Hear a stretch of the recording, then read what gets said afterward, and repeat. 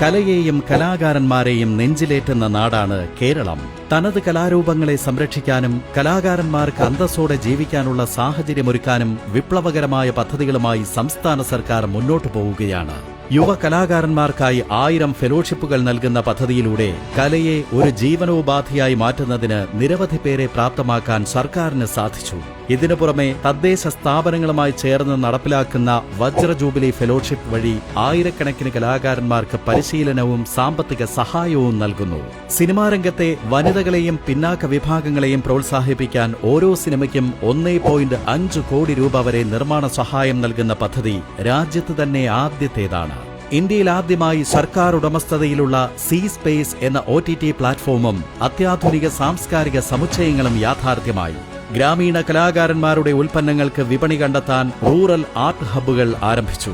പൈതൃകം കാത്തുസൂക്ഷിക്കാം, കലാകാരന്മാർക്ക് കൈത്താങ്ങാകാം. സാംസ്കാരിക ഔന്നത്യത്തിലേക്ക് നവകേരളം.